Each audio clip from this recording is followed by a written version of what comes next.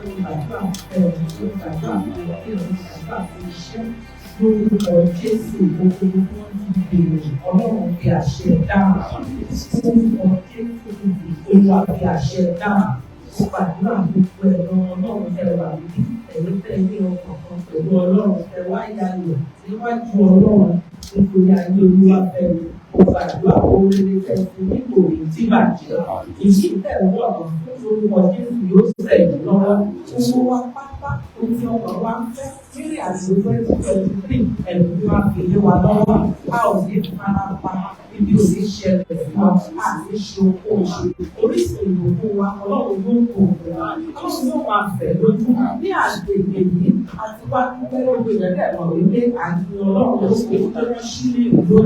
ní àgbègbè yìí níbi ò ní wọ ọmọ ò ní wọ àyíká ìgbà tí olùwà ọlọ́run yóò gbà ṣàkóso a ó ní àbúrò